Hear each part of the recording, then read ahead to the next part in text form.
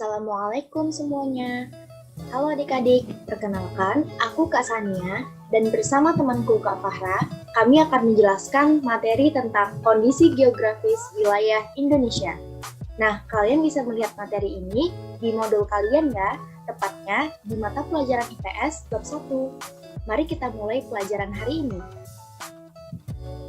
Nah, seperti judul di depan tadi, kan aku mengatakan kondisi geografis. Lalu, apa itu kondisi geografis? Nah, kondisi geografis adalah suatu keadaan alam yang terjadi pada permukaan bumi di wilayah tertentu. Bisa meliputi letak, cuaca iklim, flora fauna, dan lain sebagainya. Yang pertama, kita akan belajar tentang letak geografis Indonesia. Kalian pasti tahu kan peta yang ada di sebelah kiri ini? Nah, benar banget. Ini merupakan peta negara Indonesia yang sangat kita cintai.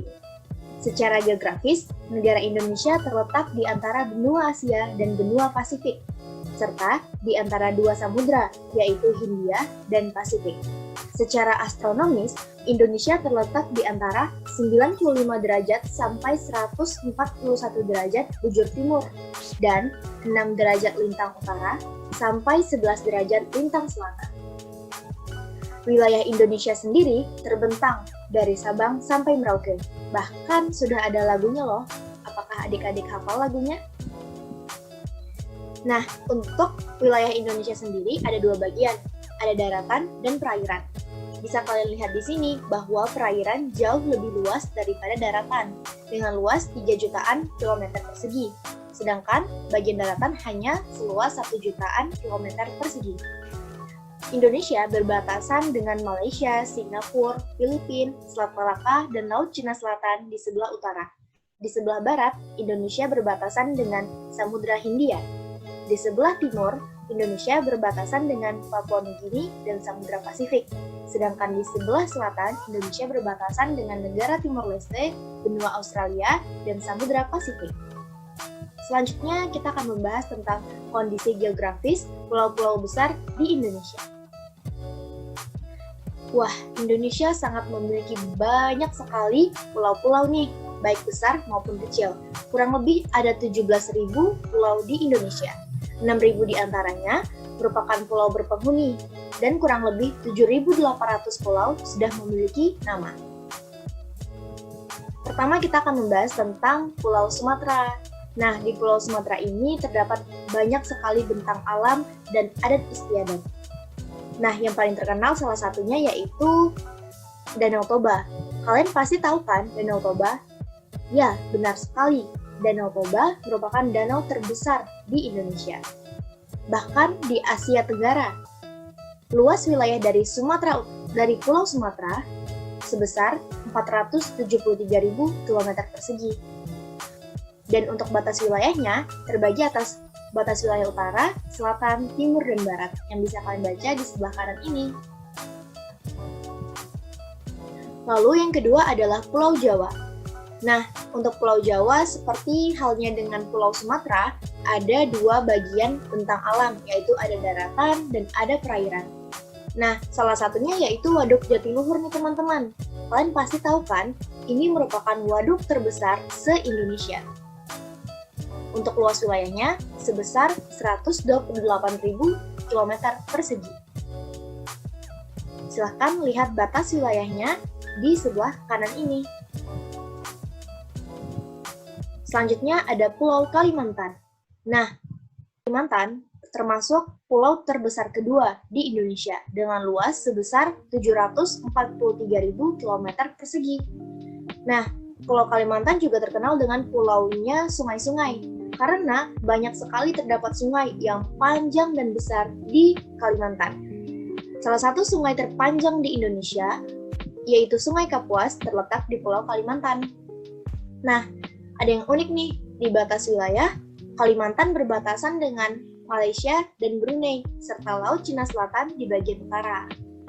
Dengan di sebelah timurnya, Kalimantan berbatasan dengan Selat Makassar dan Pulau Sulawesi. Di sebelah barat berbatasan dengan Laut Natuna dan Pulau Sumatera, sedangkan di sebelah selatan berbatasan dengan laut dan Pulau Jawa. Selanjutnya, Pulau Sulawesi. Nah, Pulau Sulawesi memiliki suatu gunung bernama Gunung Lokon, yang artinya gunung tertua dan terbesar di Indonesia. Untuk luas wilayah Pulau Sulawesi yaitu 174.600 km persegi. Untuk batas wilayah Sulawesi, kalian bisa lihat ya di sebelah kanan ini. Selanjutnya, Pulau Papua. Pulau Papua merupakan pulau terbesar pertama di Indonesia. Luas wilayahnya sebesar 786.000 km persegi, teman-teman. Yang unik dari Pulau Papua adalah ada Gunung Jayawijaya, yang merupakan gunung yang memiliki satu-satunya puncak yang dipenuhi dengan salju di Indonesia. Lalu juga ada Pantai Raja Ampat, yang terkenal akan keindahan pantainya dan makhluk hidupnya di sana. Nah, untuk batas wilayahnya bisa kalian lihat di bagian kanan ini ya, teman-teman. Terakhir, ada Pulau Bali dan Nusa Tenggara. Bali dan Nusa Tenggara sangat terkenal dengan bentang alamnya yang sering dijadikan tempat wisata nih. Salah satunya Pantai Lombok. Lombok memiliki banyak pantai yang sangat indah, sehingga sering dikunjungi oleh turis asing nih, teman-teman. Untuk luas wilayahnya, Bali sebesar 5.780 km persegi dan Nusa Tenggara sebesar 72.000 km persegi. Untuk batas wilayah dari Bali dan Nusa Tenggara, kalian bisa lihat di sebelah kanan ini ya. Selanjutnya, keadaan iklim di Indonesia. Karena terletak di garis khatulistiwa, Indonesia beriklim tropis. Artinya, Indonesia punya dua musim nih, yang terdiri atas, yang pertama musim penghujan, terjadi di bulan Oktober sampai April, sedangkan musim kemarau terjadi di bulan April sampai Oktober. Adanya musim kemarau dan hujan di Indonesia ini dipengaruhi oleh angin muson, yang pergerakannya berubah setiap periode waktu tertentu, kurang lebih 6 bulan sekali. Nah, angin muson sendiri ada dua jenis. Yang pertama adalah angin muson barat, asalnya dari benua Asia dan Samudra Pasifik, yang daerahnya lembab dan banyak sekali uap air, sehingga ketika berhembus ke Indonesia akan mendatangkan musim hujan nih di Indonesia. Terakhir, yaitu angin muson timur, asalnya dari benua Australia dan memiliki hanya sedikit uap air karena Australia kan punya gurun pasir, jadi sangat kering udaranya, sehingga ketika anginnya berhembus ke Indonesia menyebabkan musim kemarau di Indonesia. Selanjutnya akan dijelaskan oleh Kak Farah. Halo adik-adik semua, perkenalkan nama kakak Kak Fahra Nadia Saputri. Bisa dipanggil Kak Fahra.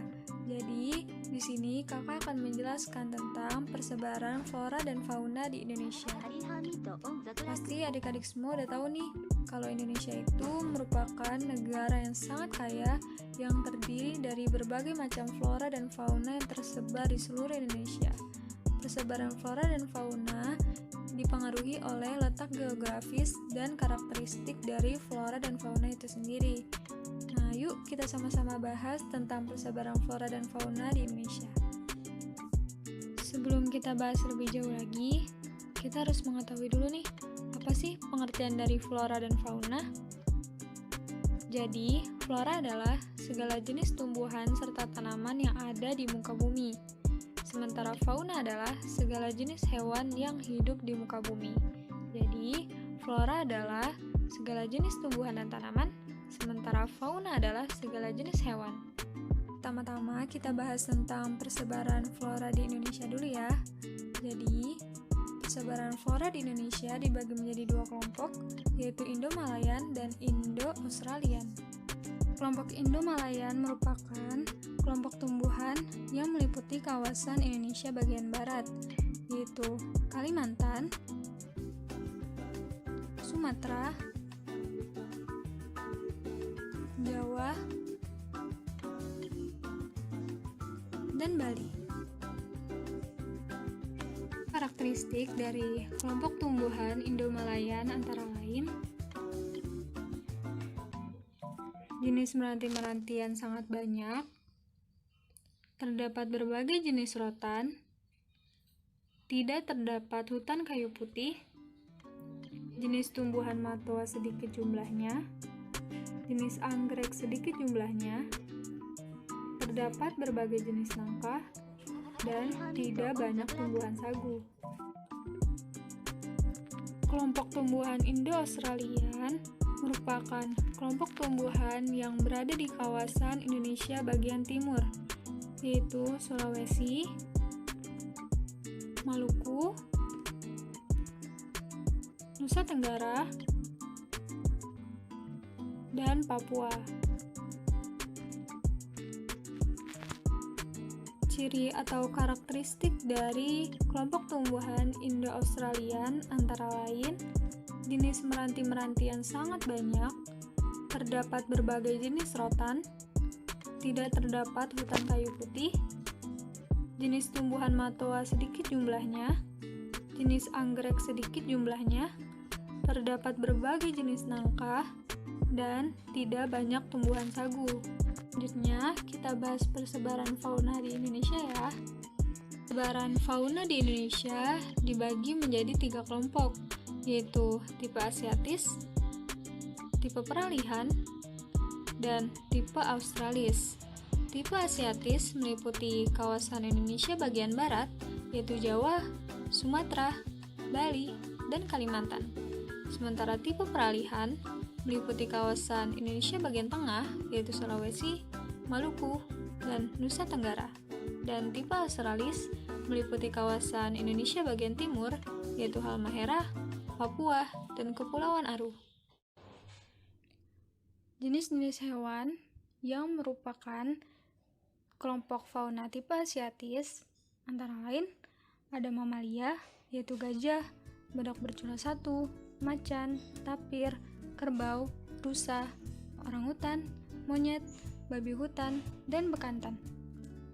Sementara reptil ada ular, kadal, biawak, tokek, buaya, bunglon, kura-kura, dan terenggiling.